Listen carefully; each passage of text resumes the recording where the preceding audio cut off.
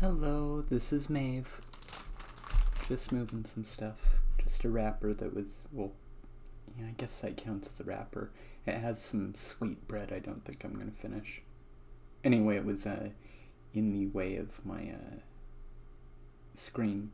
At least the part that tells me my bitrate and whether I'm live.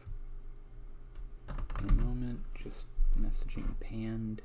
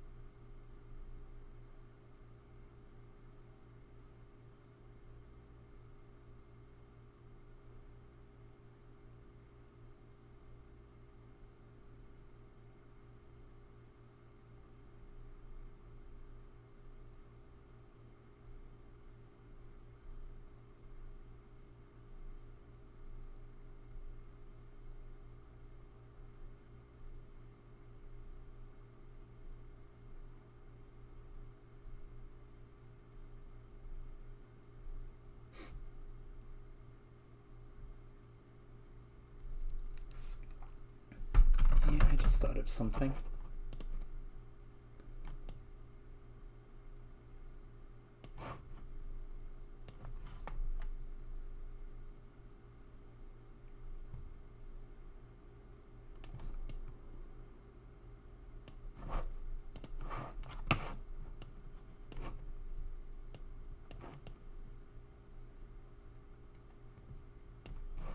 That's a little too big.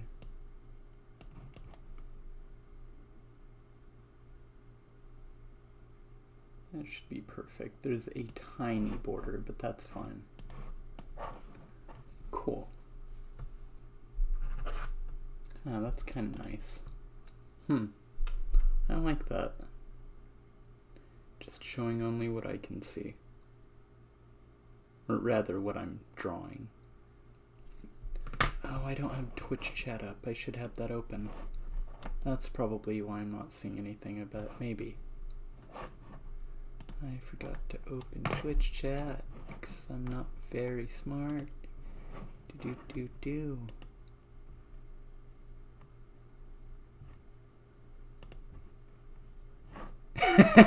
Hello, sorry about that. I cannot turn myself up any further. Sorry, one moment. I just straight up forgot to pull up Twitch chat of all things. I opened Twitch, changed my stream status, and then just closed Twitch again. Hello. I wasn't saying anything because I was waiting for you to show up. I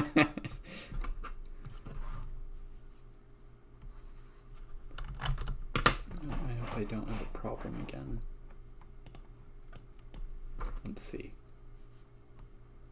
Nope, it's fine.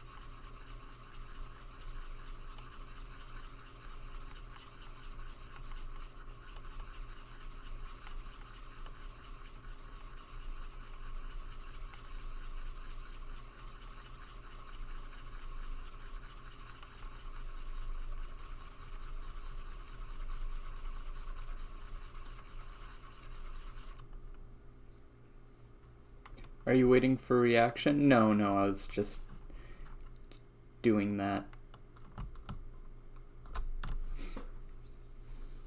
Okay.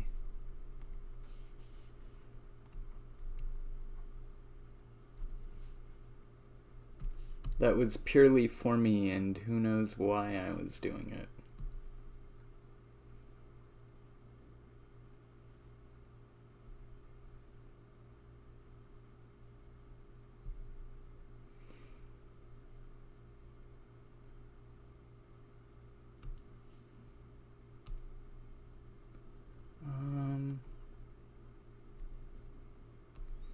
Princess, yes.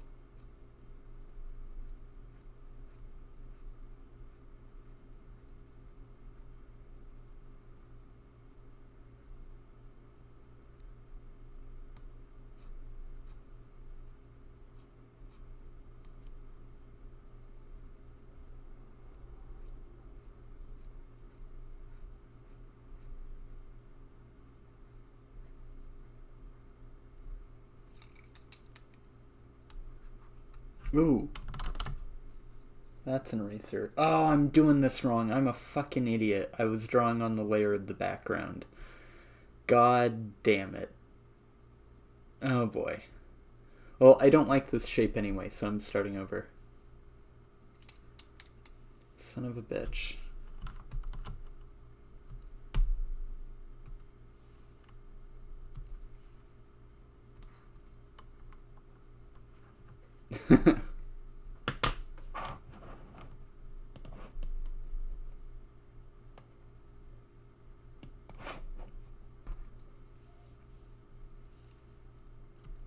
Who this? Oh, I have no clue.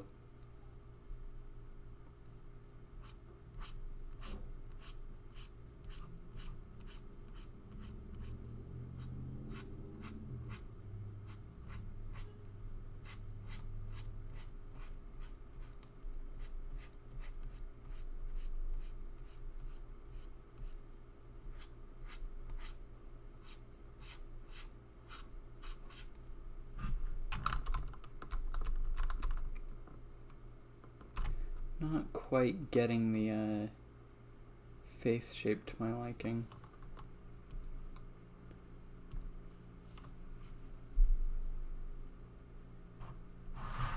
That's why the drawing pad isn't parallel to the screen. That's probably not helping.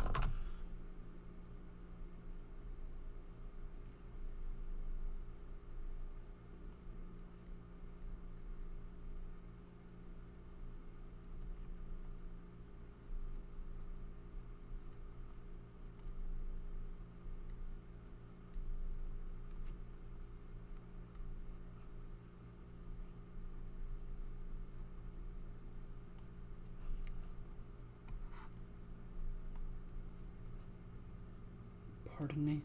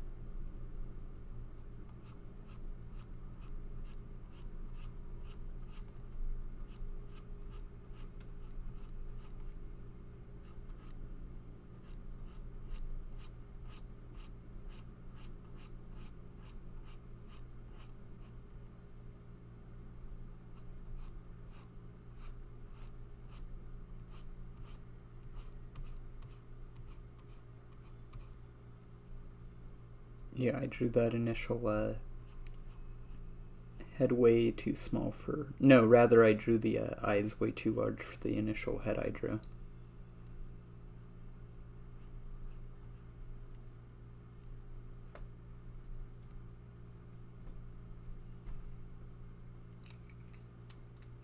Could honestly draw the jaw a little wider.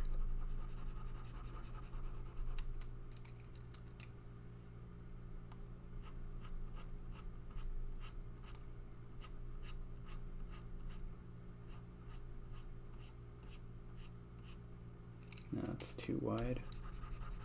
Too low, maybe.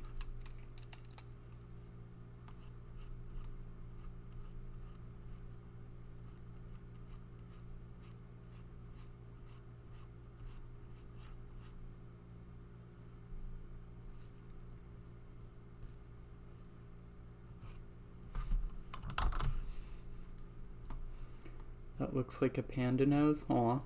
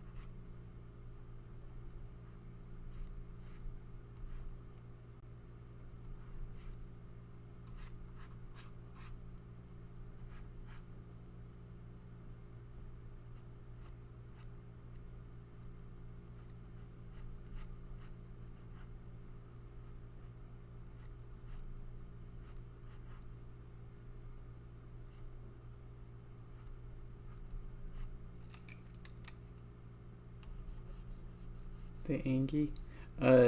Kin are usually not happy. Most are not very happy.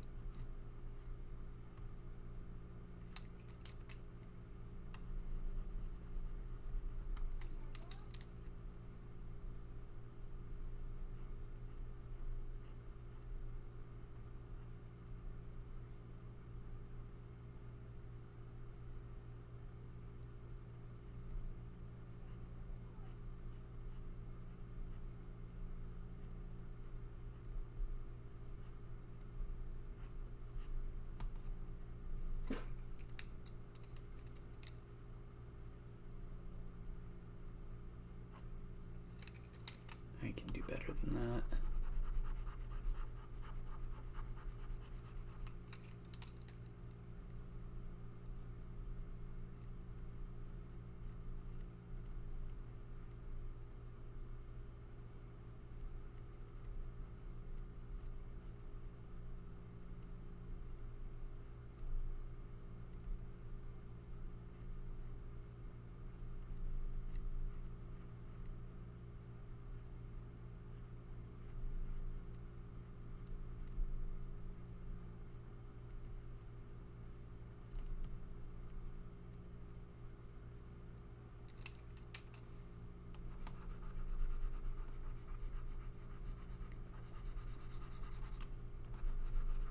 Let's redo these ears. They're not working.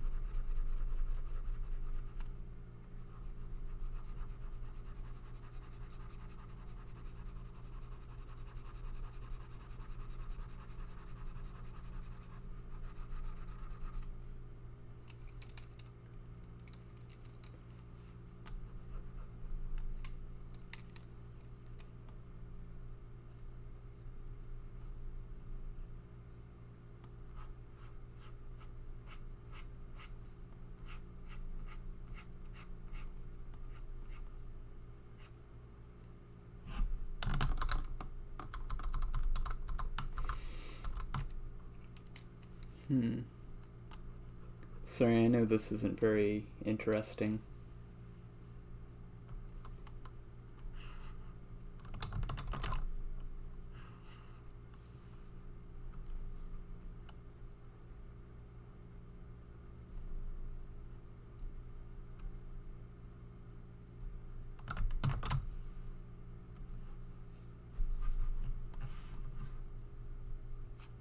This is very interesting. Oh, good.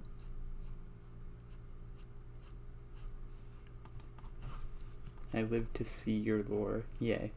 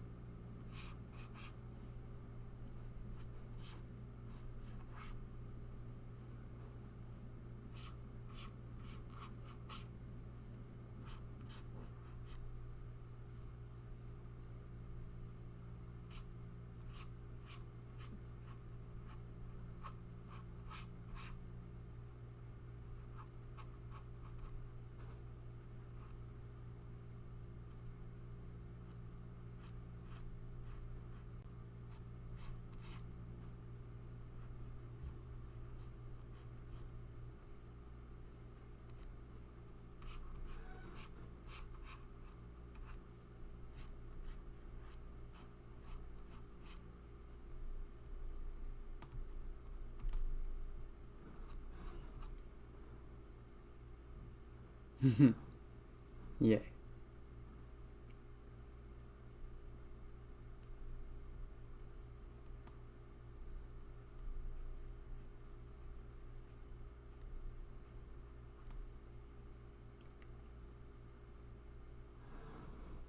Aw, thank you.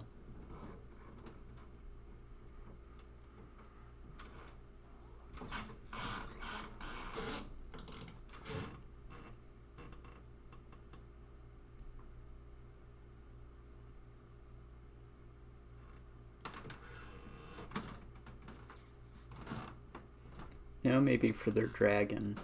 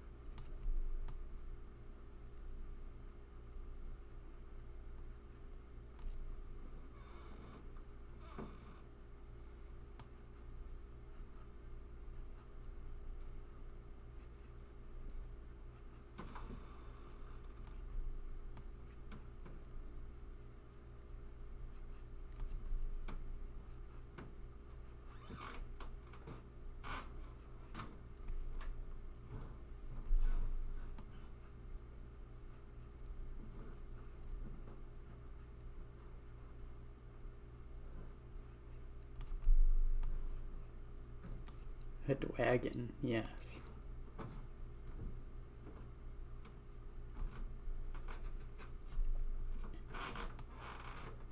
I'm sorry to all dragon phrase for what I'm doing here. I'm sorry to all dragon phrase for my dragons in general. Maybe even for Red Prince most of all. I sully the word dragon.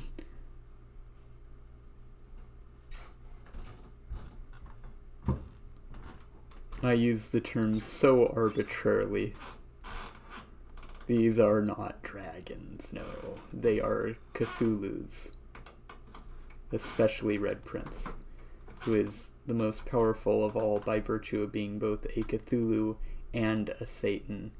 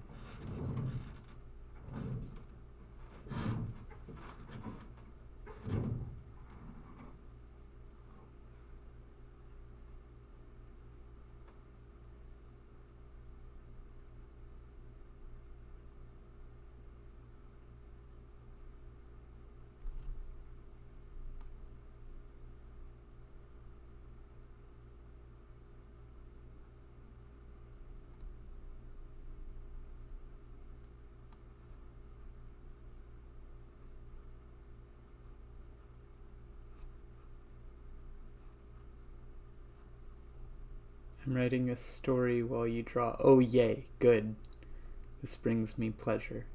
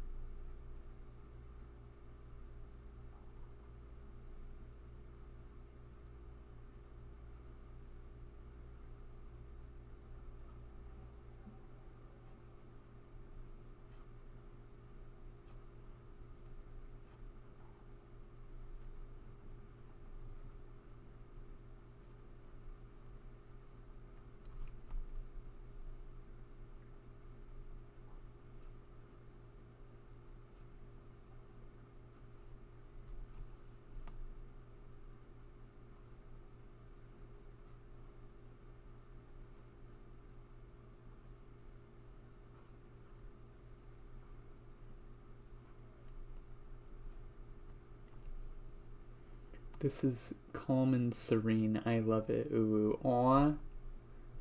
And I love you.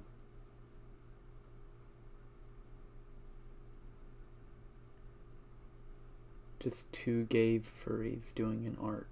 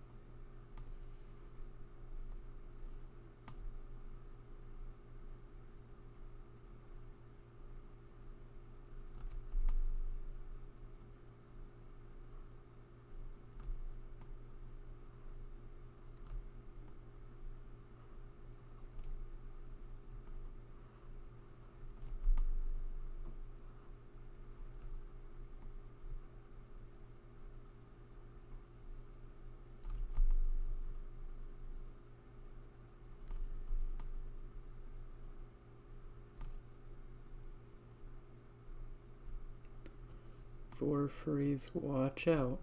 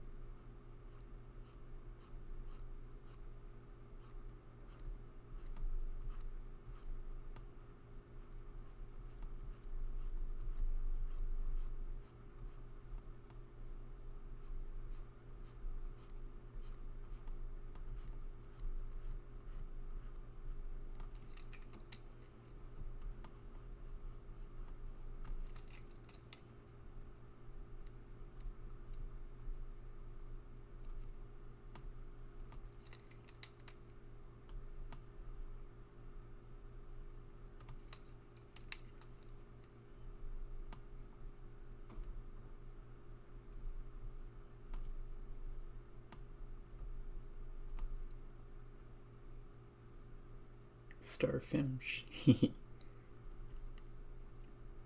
Wonder what its name is.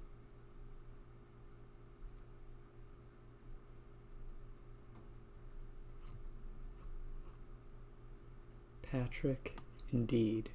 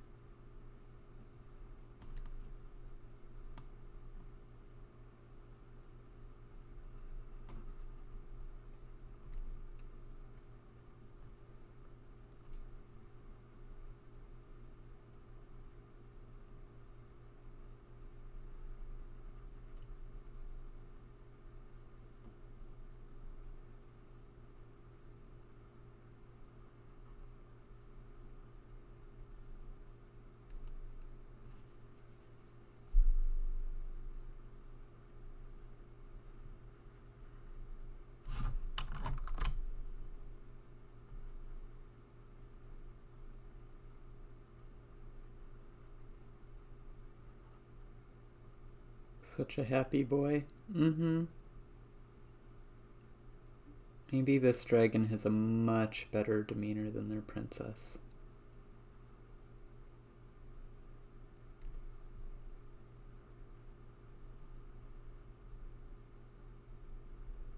Some do.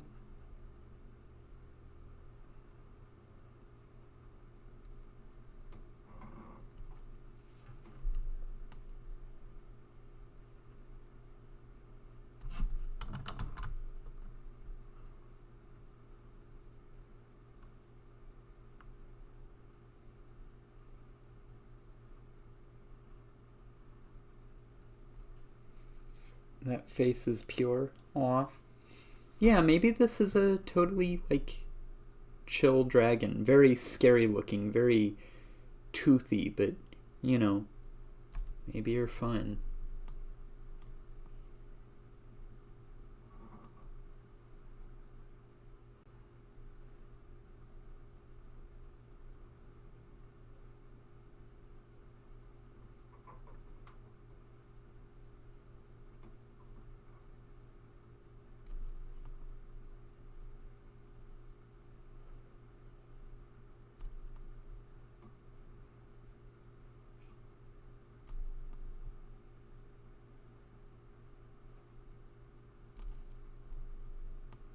This fucker floats into view. His tendrils writhe, defying gravity. His form is beyond description. To be continued.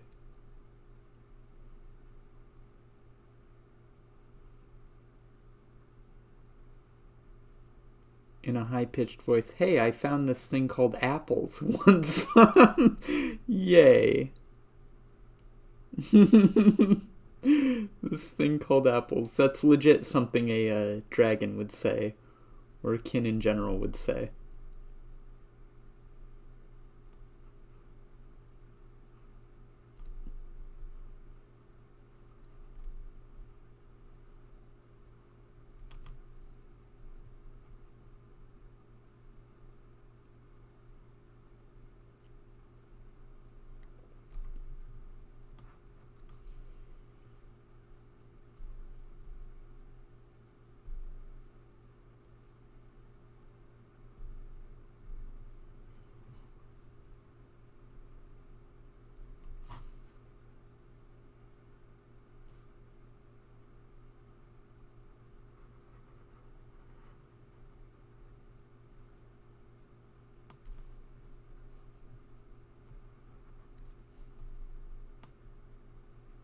Whoa, damn, pen. I need a new tablet. Yeah, damn, that's going way off. Jesus Christ.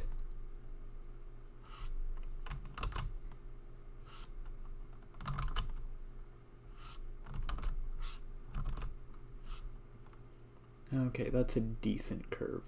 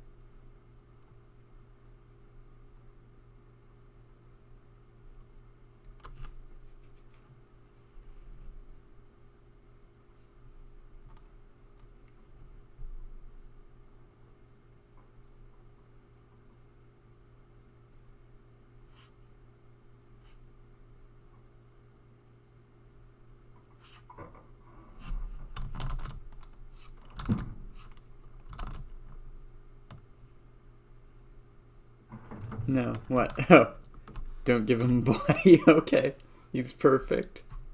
Maybe he is, yeah. Oops. There. And then this grouch.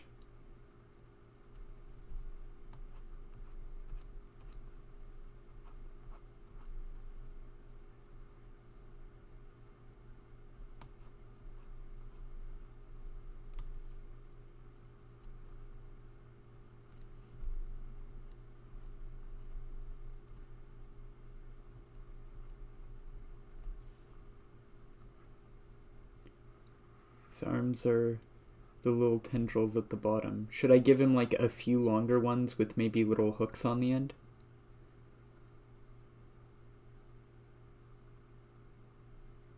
Oh, you mean these, the toothy ones? Yeah, that's totally fine, yeah. Those can be their prime manipulators.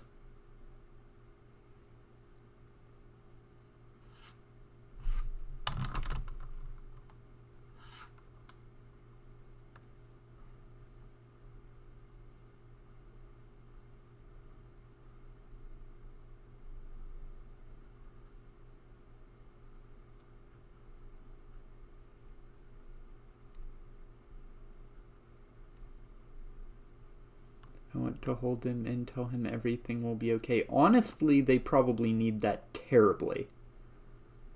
All can need that really badly.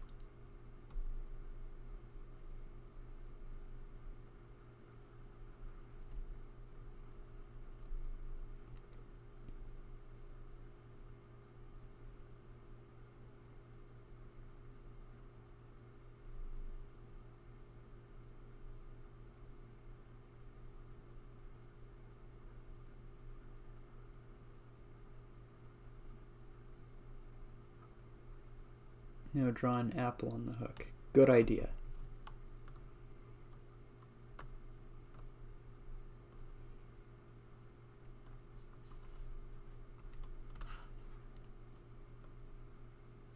I'll do that on the next one. First, let me draw an apple.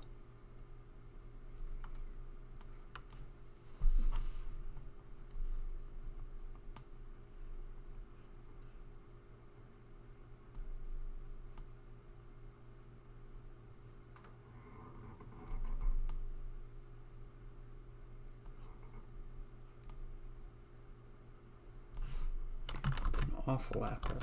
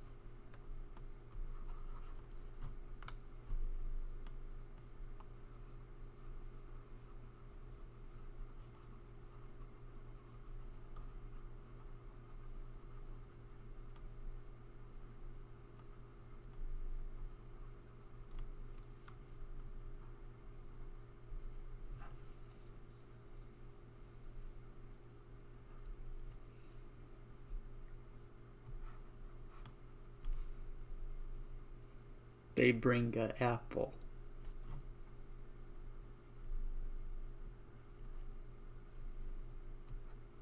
They bring a apple.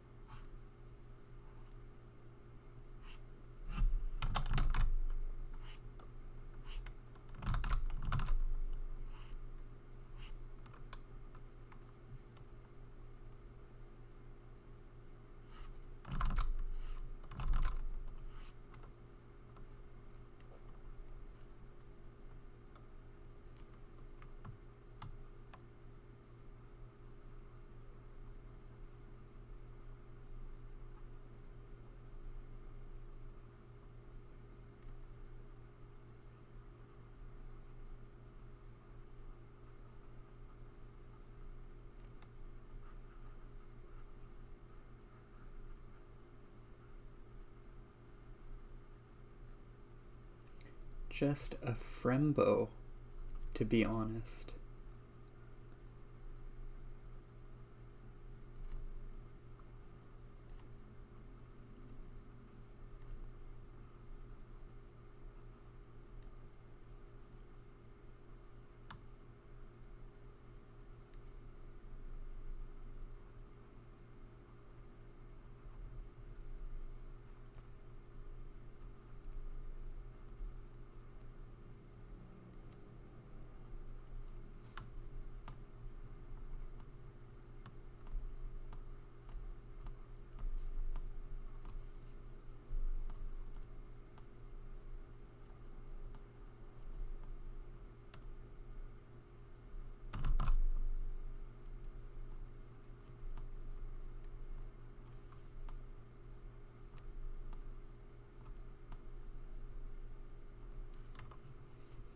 Can you be honest? Yeah, of course.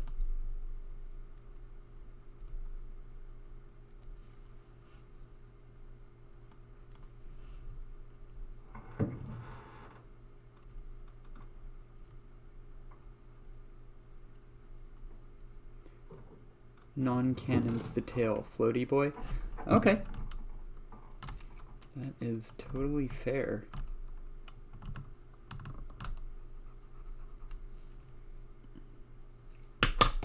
Oops.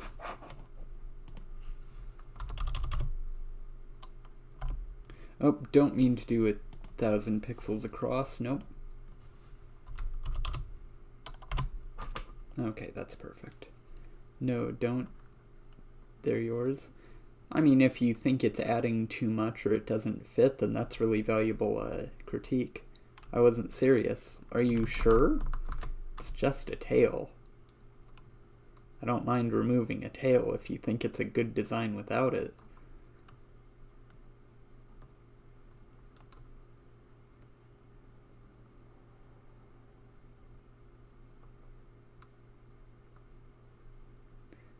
One, I like starfish dragon thingy. That's solid.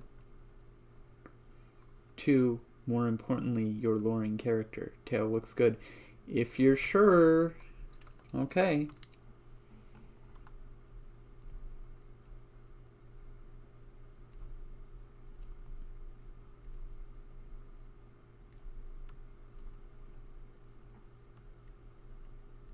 I mean, there is no lore here. I'm just drawing an alien friend. I'm just drawing a Cthulhu. Like Red Prince. There are no rules to this thing. I'm just making a friend. Well, two friends. Although one maybe doesn't want to be a friend. This one does not want to be a friend. Absolutely not. They tried that once and, well, then humans burned up the universe. So they stopped fucking around with that.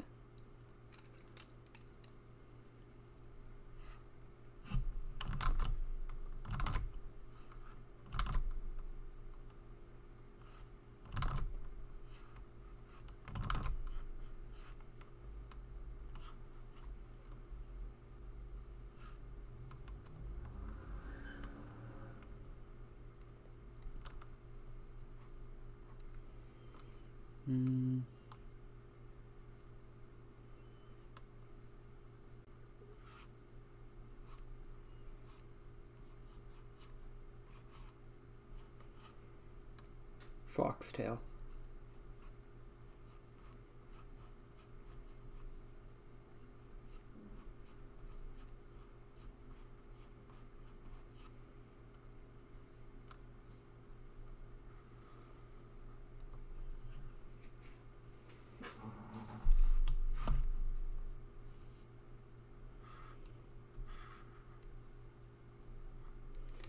Oh yeah, they probably don't have a furry neck, to be honest.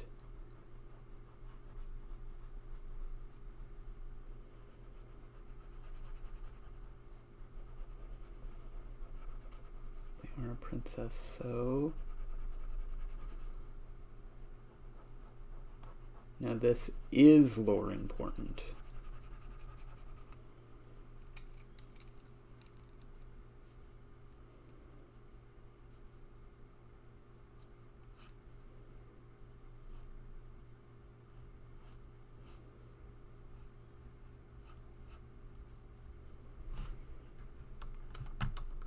Can't tell if this neck is too thick or just the right amount of thick.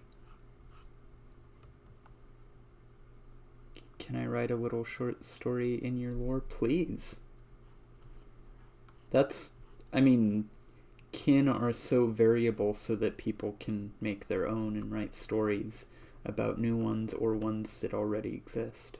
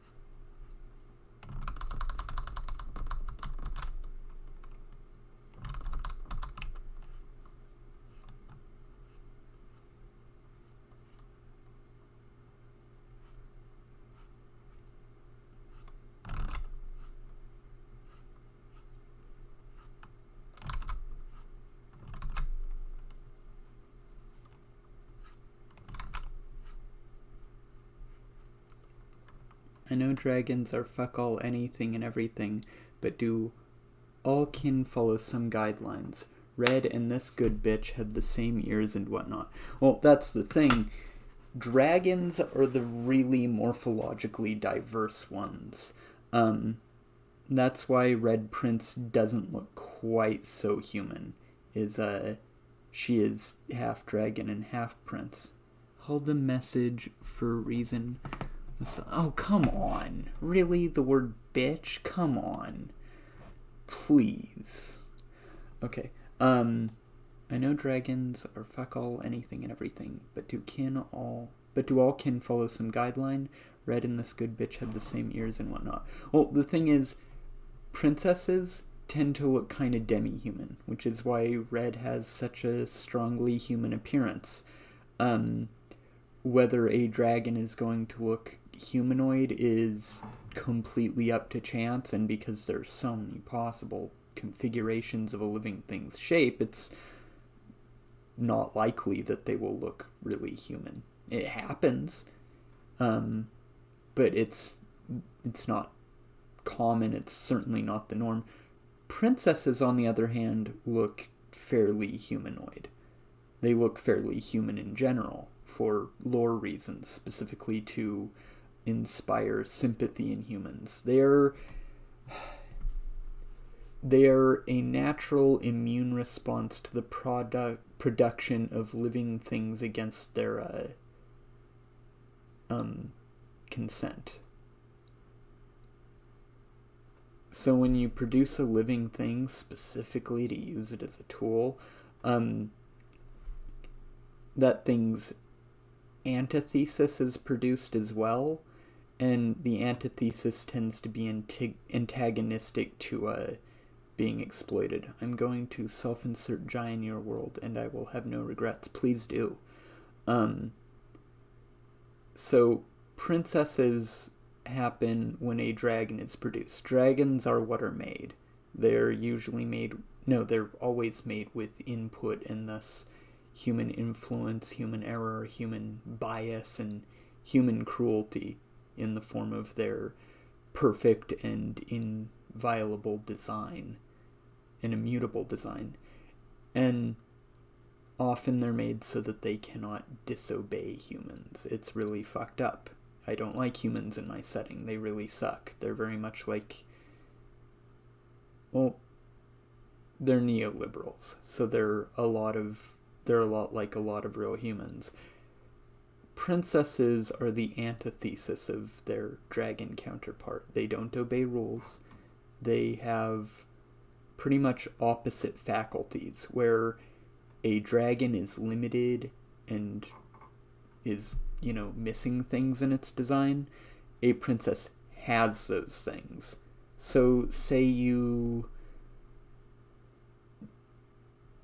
in the programming of a dragon's form, say you're a real bastard, you deny it ambulation. This thing won't be able to move on its own after it's born.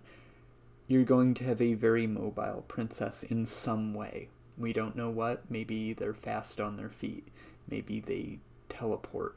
Maybe they just, neum, however. Who knows? Maybe they have tendrils and can just pull themselves around. Maybe they can become vapor and go about. Who knows? Who fucking knows? It's probably usually something poetically ironic.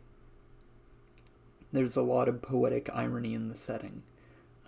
Because of a living narrative that was mistakenly produced with the production of the first kin.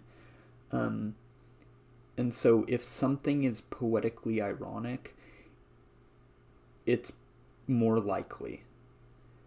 And that's what princesses are, is they are the, hey, not now, as this is a Ustream, but one day I want to give you 100% artistic freedom and draw how you would imagine Jai would look in your lore. I would like that a lot.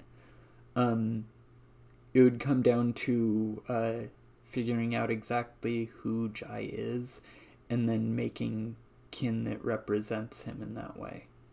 Something sort of like a true self. Jai in this setting, if Jai is kin, if Jai is human, then Jai probably just looks like Jai normally does. 7-foot tall panda guy, it probably, humans look like that. But if Jai is kin, if Jai is a princess, he might still look just like Jai, but with a naturally growing dress. But if Jai is a dragon, then we're going to have to discuss who Jai really, truly, fundamentally is and come up with a true form appropriate to that.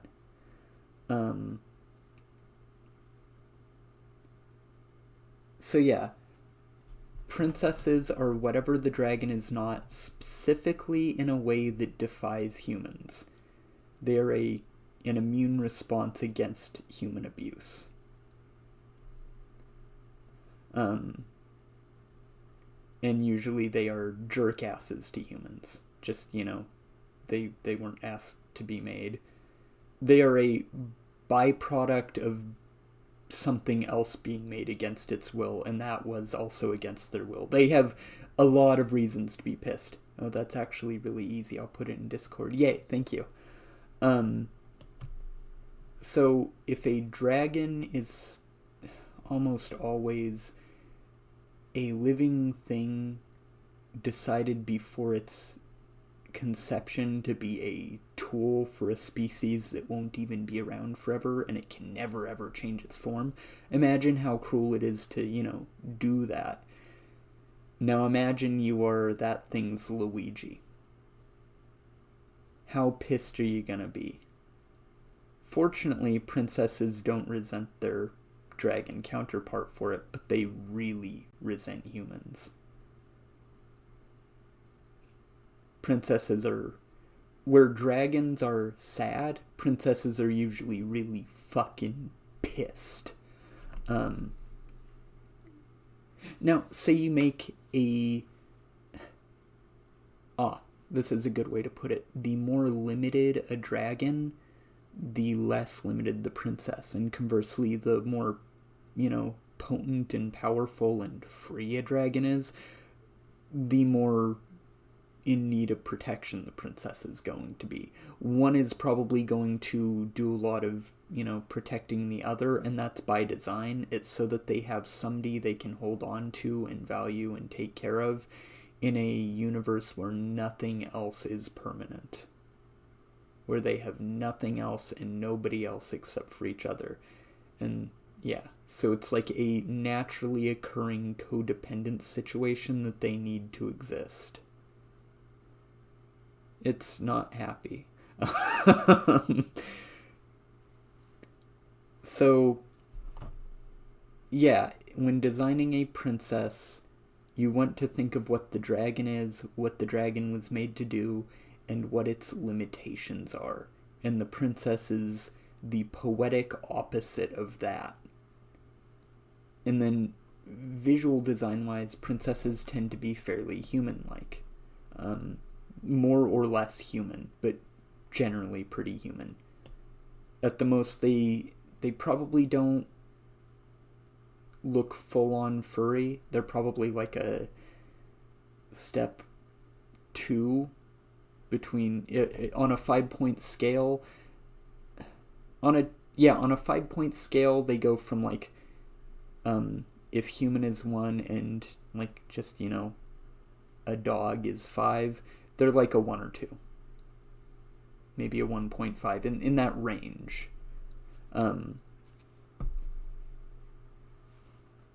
So they're pretty human in design. They might have demi-human features. Some have like human ears. Some have human-looking skin. Some might just look like a normal human, or maybe, well, what we call a human. Or they might be a human with different colored skin, like maybe they're blue or something. That's actually fairly common. For, well, poetic lore reasons. Cough, cough, indigo children, cough, cough. So yeah, there are quite a few fairly human-looking, like teal or blue or azure or turquoise princesses. The color and style of their gown is up to the person designing them.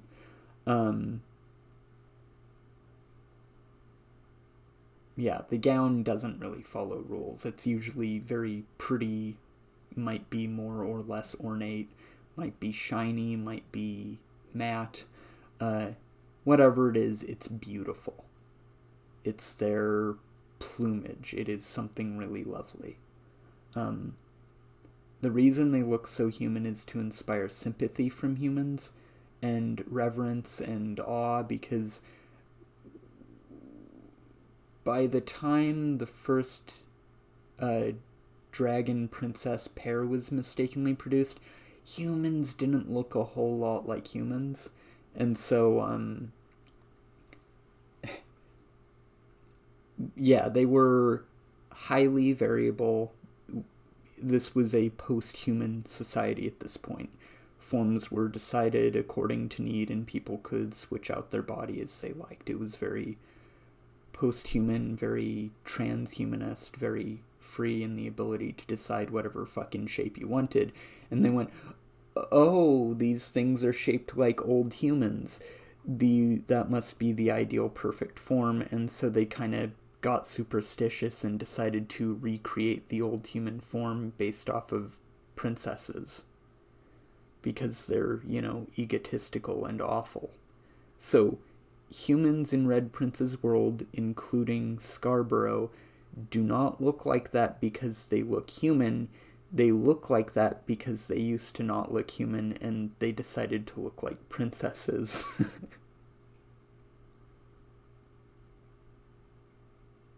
So there were probably a few hundred or few thousand years where humans did not look like we do at all. Maybe, slugs or space starfish, usually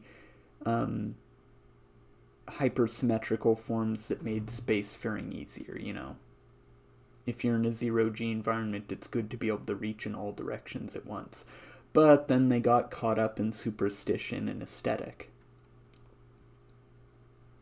And they recreated their old forms for no good reason. Scarborough was probably born long after humans started looking human by mistake again. And then dragons, they look however the fuck you want them. But, and this is something, you think of their purpose, and then you want to think of a way they fulfill that purpose that isn't immediately intuitive, but makes sense for them. Something that could act like a forklift. They're not going to look like a forklift. They're going to look like something completely alternative that can do all the things a forklift can do.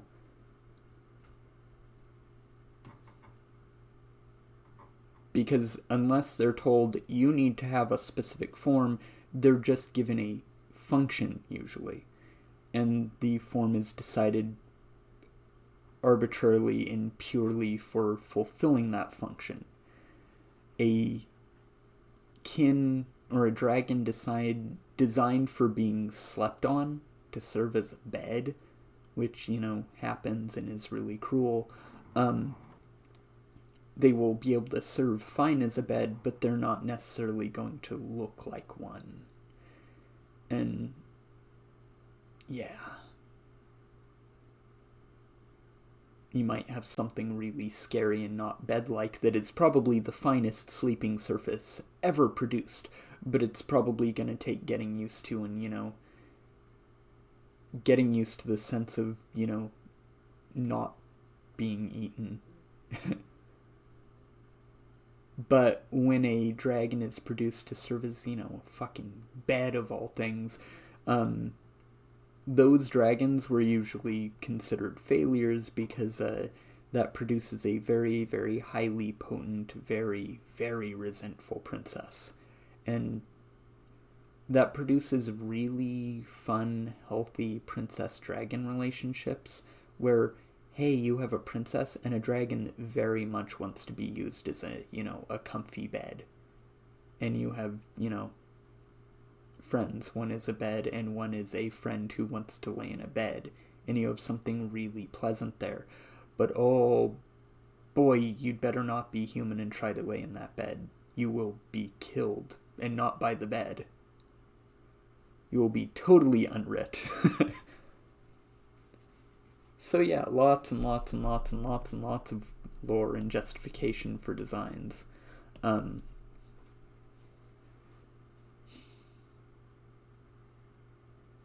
Yeah, that's most of it.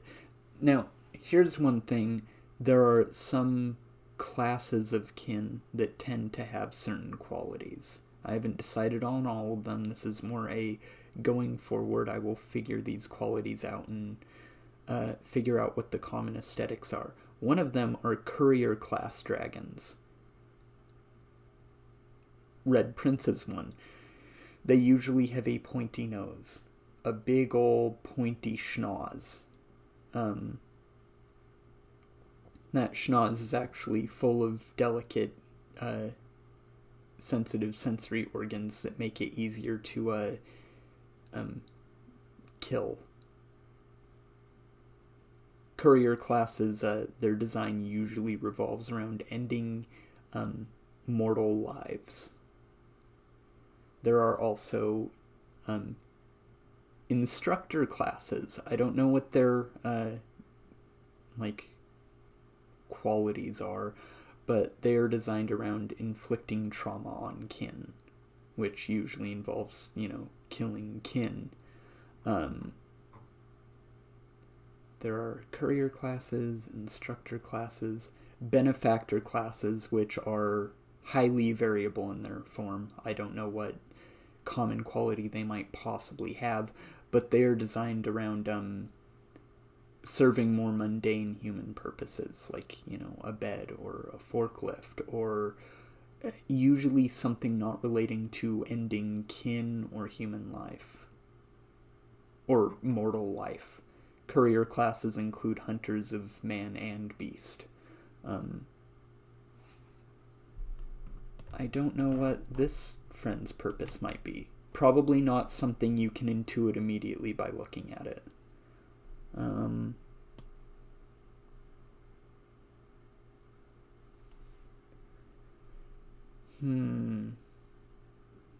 His purpose is friend. That's very possible, in which case they'd be a benefactor class.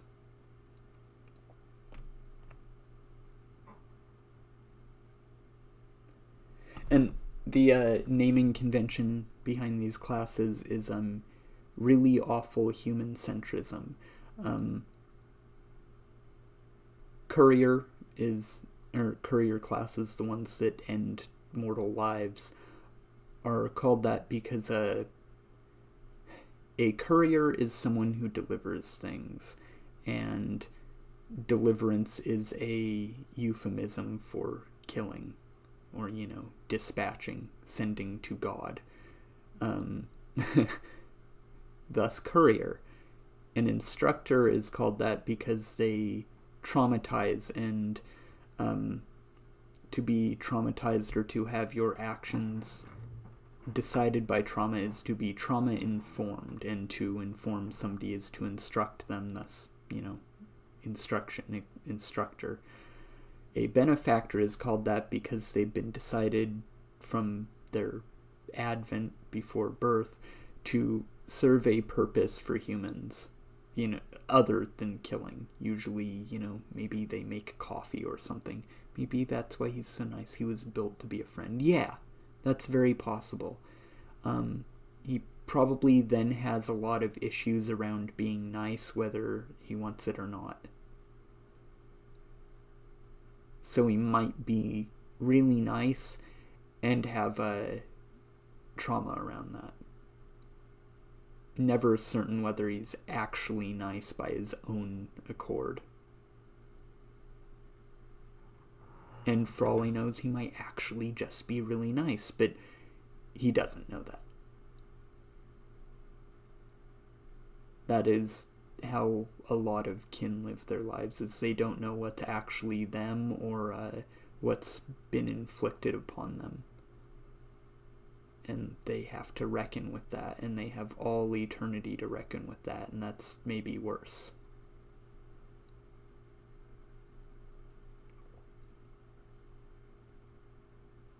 And for things that are born with the sum total of all information in the universe known to them up to that point, they don't actually know what most of it means. So they have a whole lot of just experiential information and data, but they're not, smart. They're not educated. They don't know how to interpret this information. So kin might be genius, they might be all-knowing, but they don't actually know a whole lot. They might not know how to deal with the shit they were born with and that they have to deal with, their scars that they have since birth. They don't necessarily know how to reckon with that. Also, you asked what Jai is at his heart. You don't have to read it now, but I put it in story form. Right now, I just want to listen to you talk about your creation, Uwu. I'm glad. Thank you for enjoying my horrible ranting. And this is one thing that's really difficult for kin, is in the end, they are human. And that is one of the worst things for them. They don't want to be human. They largely dislike humans. Even the ones that are made to like humans, like this friend, they don't deep down like them because, humans sucked and inflicted existence on them without their consent. It's, that's the ultimate cruelty. Not only existence, but a fixed existence. That will last forever and ever and ever and ever, long after the last star burns out, long after the universe itself has collapsed like a bubble that's grown thin in dry air, They will be around with that forever. Whatever their form was at the moment they were created, that is who and what they are for all of eternity and then some. And so, yeah, they've got issues. And because while they have an infinite capacity for knowledge and an eidetic memory so they can recall anything they want anytime, they're not actually that smart. Their rationale, their intuition is not perfect. They were made by humans and so very much think like humans. Their capacity for reason is very tragically on par with, humans. And because kin are often very antisocial, they don't like to socialize with each other that much because, all they have to talk about is how miserable they are. And so often they don't want to do that. They like to spend their time with their, their other in their pair. And so they don't really have a culture. They don't have education. They don't teach each other. They don't advocate for each other. They don't work to break each other out of the cycle of abuse. And so there are thousands of kin pairs. So there are thousands of pairs of these things, and none of them are working together to break free because they don't know to do so. And they are just hurting so much that they're not willing to address it and speak to each other and say, like, hey bro, I need help really bad. And so they just spend all this time, usually getting worse. They're unhappy and they're hurting and they don't understand all of it and they hate what they do understand, and they don't know to or how to break free from it. And that poisons the hearts of a lot of them. And so many of them hurt each other. Many of them hurt other living things. There's some really cruel, awful kin who do terrible, terrible things, much like the humans who created them, and it creates a cycle of abuse. And because they're eternal, it's not a cycle of abuse that can ever end, except consciously, intentionally end with a whole lot of hard work that none of them are doing. The closest one who comes to it is probably Red Prince, and she does not want to think about that shit either.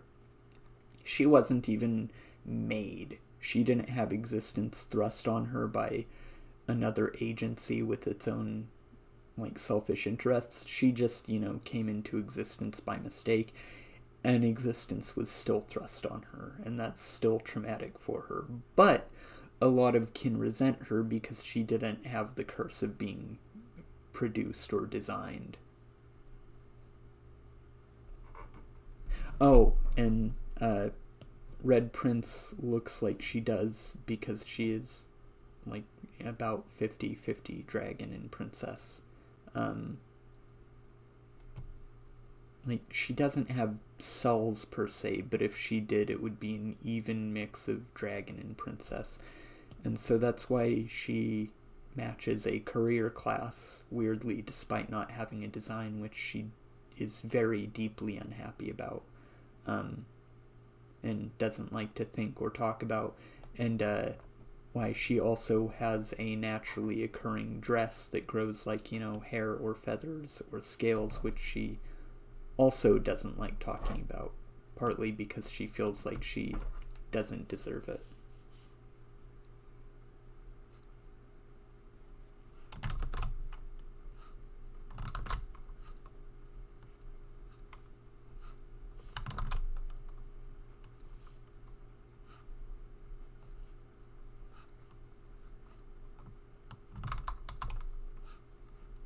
And that's why she spends a lot of her time with a really awful headache.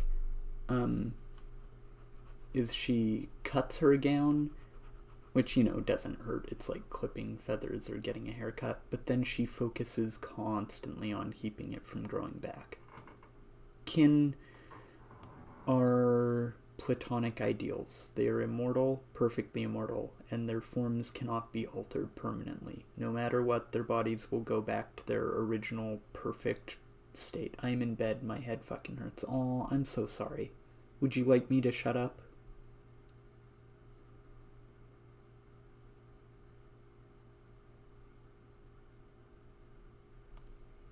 No? Okay. Keep going? Alright. Well, their bodies cannot be permanently changed under any... Well, no, there are circumstances, but we won't go into that just yet. I've been trying to get to why Red Prince looks the way she does.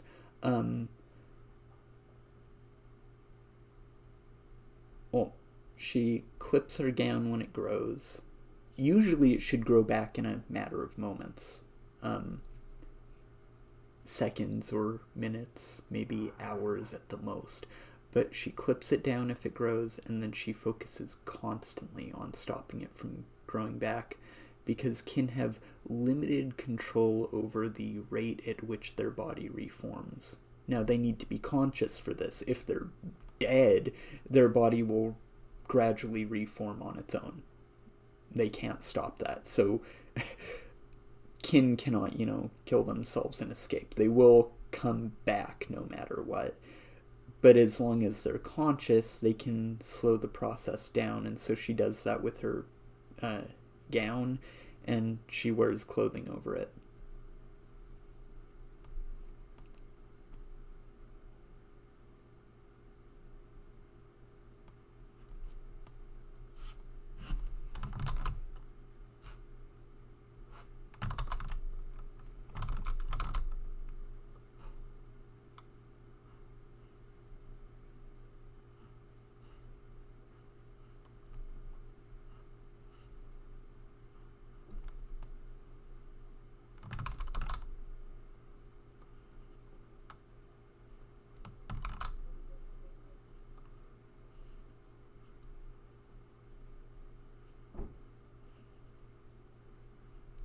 Sorry, trying to think of what else I want to talk about.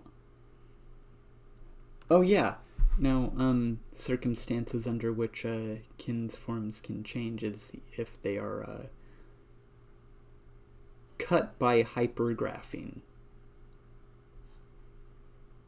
Hypergraphene can permanently alter a kin's shape. Or, under minor circumstances, it might force them to heal naturally. If, Red Prince were to get her, say, arm severed by hypergraphene, then, unlike when she normally, weirdly frequently gets her arm severed, it's not going to grow back in a few minutes or hours or, days if she's really, in an emotionally bad state. It might take as long as a human arm would grow back if humans could grow back arms, and that would be really inconvenient. That does mean that if they are killed by hypergraphene, then the wound will take a very long time to heal, and so they might take a longer time to regain consciousness, which I think is probably desirable for many kin. I think many would really like that. But hypergraphene is one of the rarest materials in the universe, beside what constitutes kin themselves. Each kin is composed of a single subatomic particle, and there are a few thousand in existence. So there's not a whole lot of kin mass throughout the universe. There's just really not a whole lot. And there's maybe only slightly more hypergraphene. But that might also not be an accurate way to phrase it. Hypergraphene is when vectorized matter is sharpened to an edge. And there's very little vectorized matter, so there's even less hypergraphene. It's when vectorized matter is either pulled taut into a single layer, like, real-life graphene, which is carbon atoms pulled into a grid sheet, which is, might have greater tensile strength than any other material that we know of. It might just flat out have the greatest tensile strength, period, but don't quote me on that. Hypergraphene is worse. It's also a particle thin sheet, but the thing is, vectorized matter is not particulate. It is just occupied space. It has no minimum depth, or it has no maximum depth. So it can just be pulled tighter and tighter and thinner, and until it becomes an impossible thinness that defies the Planck length, which is the smallest known, maybe smallest possible distance between two things in physical reality. Vectorized matter can, just flat out ignore that. And so, yes, if brought to an edge, it can be very, very impossibly sharp. Sharp enough even to split the the immortal spark that makes up a kin, so it can be used to sever a dragon or princess's soul and super permanently kill them. And so, yeah, hypergraphene is sought out by many kin, but, it's hard to find, and a lot of it's been destroyed intentionally by humans to prevent kin from, offing themselves and escaping. Not for any utility purpose, not because, oh no, we're going to lose our products. Spite. Humans toward their end were very angry that they weren't immortal, and so they thought, well, you guys want to escape life? You don't get to. If we don't get to have your immortality, you can't have our mortality, so fuck you guys. So most vectorized matter was, destroyed probably by some anomalous means that doesn't exist anymore.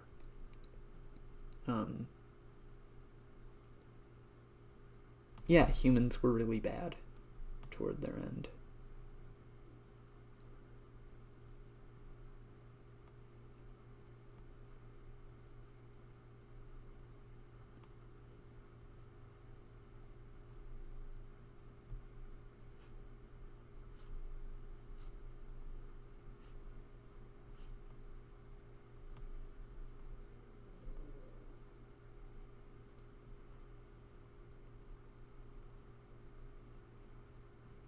Scarborough struggles with that a lot, being of the same species that did all those things. Lovely. The drawing, or what I'm talking about? What I'm talking about, I don't think is especially lovely.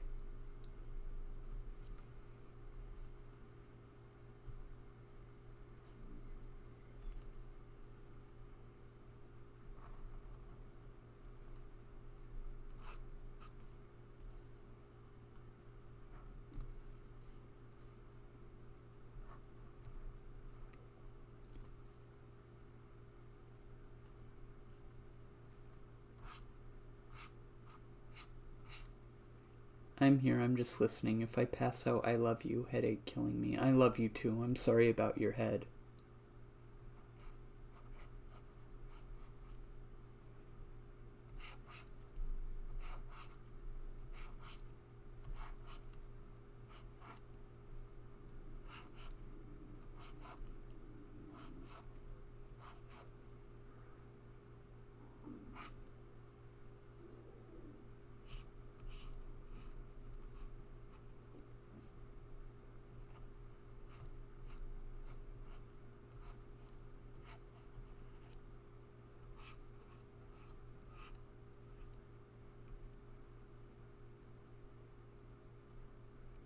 And yeah, I'll read what you wrote about Giant a bit. Love you, Pand.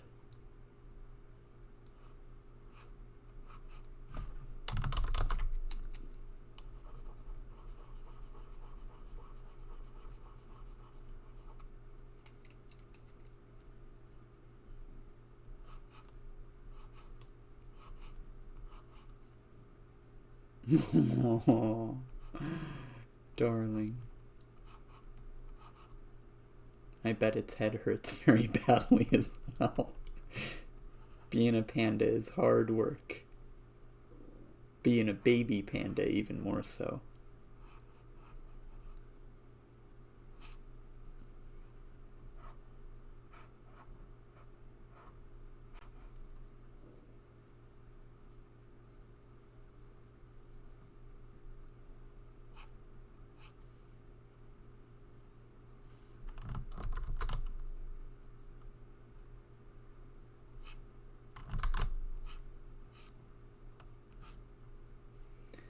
Now, how our princess seems drawn. Let me see. I need to see how this is animated. Oh my god. What good bears. Oh. I love how there are so many species. No, not so many, but there are species that share a name, not because they're even closely related, but because they kind of look a tiny bit alike. And I love that. Oh, how good. Oh. Pandas are so sweet and could probably maim us.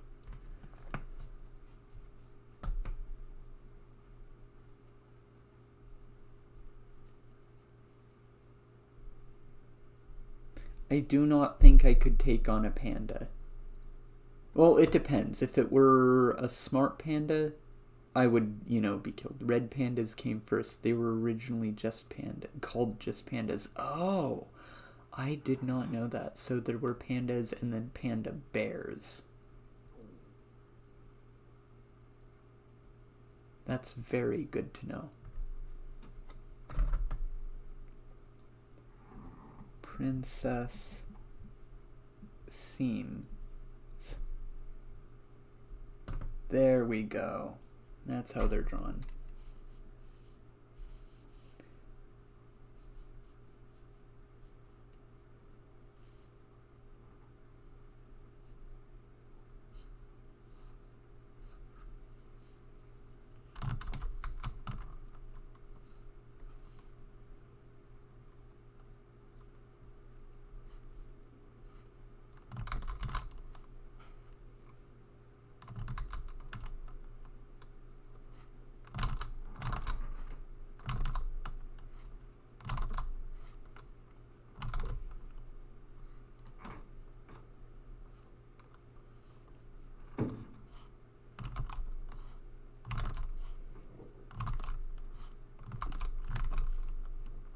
Okay, I've got to actually give some form to the rib cage.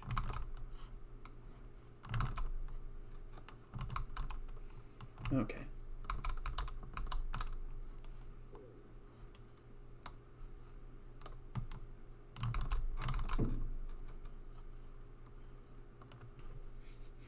The giant pandas came along, and somehow someone called them pandas, and it stuck, and they usurped the throne of true panda.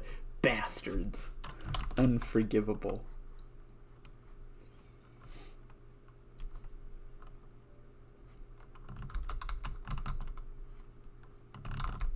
Haters gonna hate. Oh, trot. Good.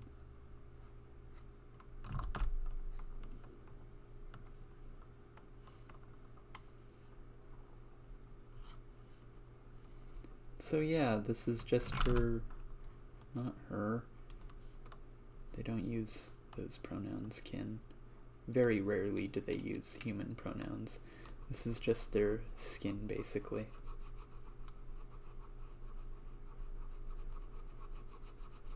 Brain goes, oh, pretty dress, her, and it's like, no, I'd be killed instantly for saying that. For the disrespect of using human pronouns for them.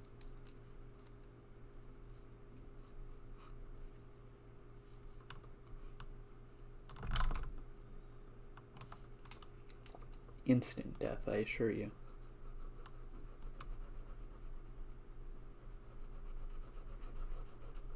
Now, there are a few. They are usually considered weirdos or perverts or bootlickers. Red Prince is in the weirdo pervert bootlicker category by most kin standards.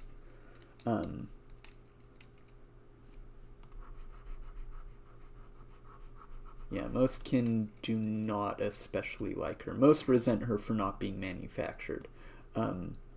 Most just consider her an anomaly and an offense because kin are very much like humans, often bigoted and cloistered and socially conservative. So you've got a dragon who, wants to identify like as basically human, and that's deeply offensive. to identify as the abuser species.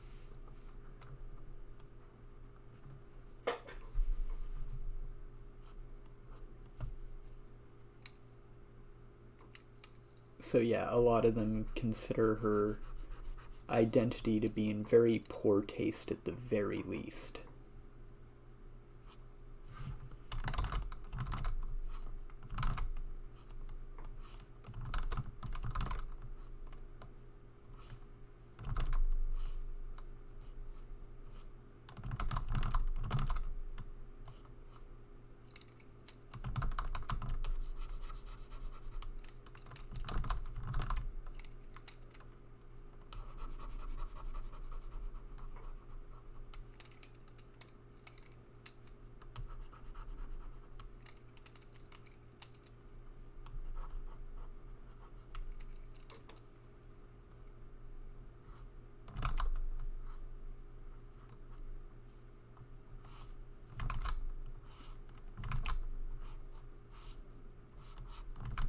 Yeah, that's too big.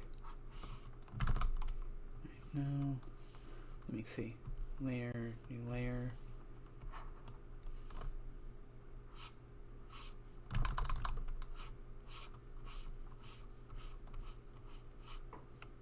So, in general, can either regard her as kind of foolish and not knowing any better because she was, born after most humans had died out. Some regard her with disgust. Some, actively want her dead. And what that means, since kin can't die, is they want her horribly violenced repeatedly.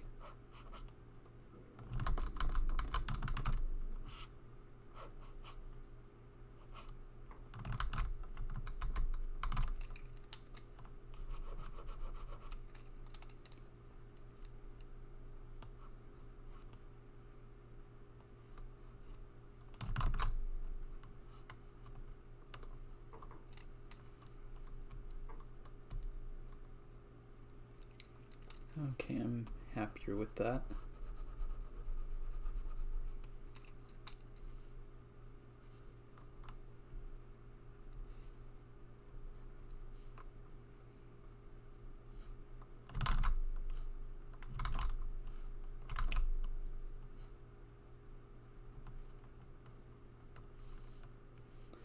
The proportions are all wrong because I drew it all separately, but it's fine. Alright, I am gonna close this out because I've run out of spoons. Red should sit on their faces and suffocate the haters. I agree. And, Scarborough, recommends that idea a little, too eagerly. Yeah, Red, you should sit on everyone's faces, even mine. It's like, but you haven't done anything bad, and Scarborough's like, I will do things bad if it ensures this plan happens. I will become a villain if it ensures this.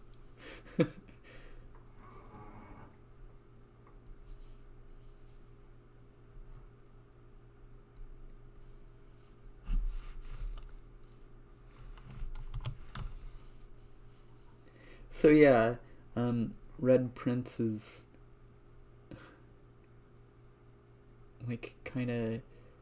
well, the way I phrase it is, kin are a higher order than humans. They are better than humans. They are above them.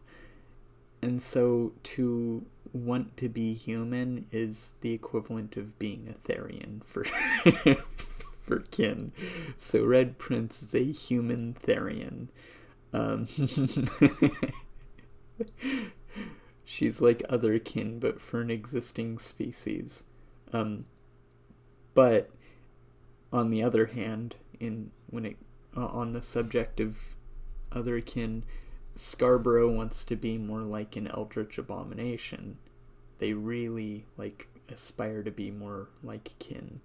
It's what feels right to them. They associate with kin. They lived mostly with kin and did not get along well with humans. And so they're like kin, other kin.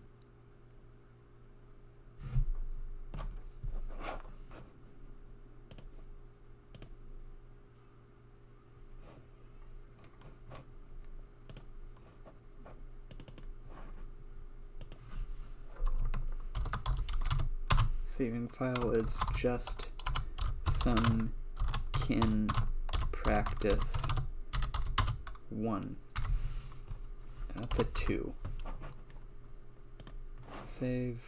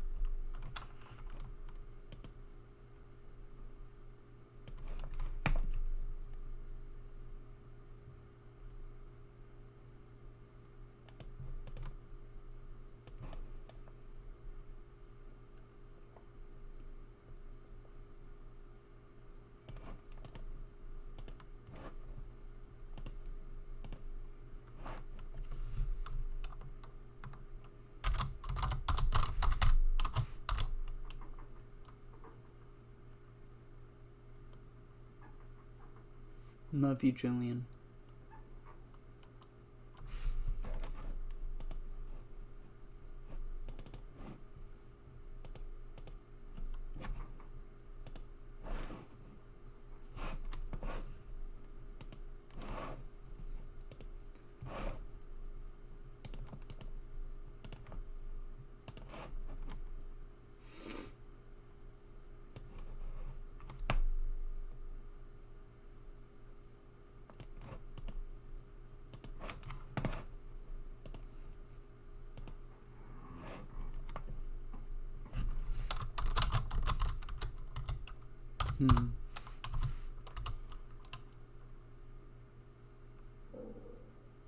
Yes, tummy noises. I agree.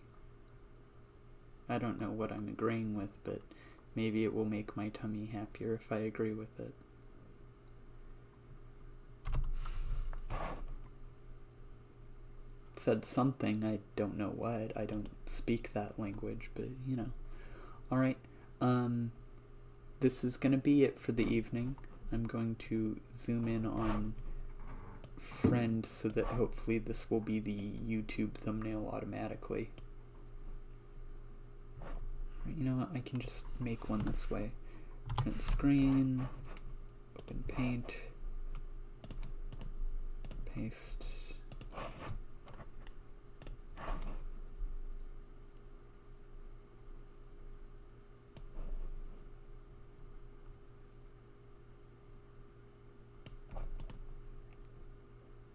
Crop, square tool,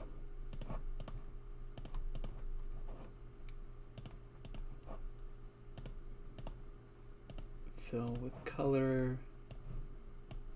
Oops, that's not what I meant to do.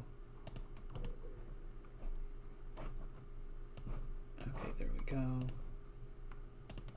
I'll save.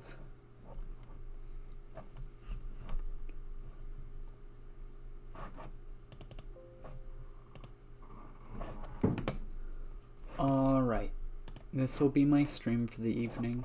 I'm pretty happy with how this turned out. For, you know, not going into it with absolutely any plan. And yay, I drew my 3rd dragon, I think. Yeah, I have drawn too few, and 2 of the 3 look a lot like each other intentionally. Those being Red Prince and Divino. So yeah, this is the first time I've drawn a dragon that doesn't just, you know, look like a large snooted person. Alrighty, night-night everyone, I love you all, especially you, Julian. Yes, Tummy, you too. You're very welcome, and I'll be talking to you online still. Alright, love you all, night-night, bye.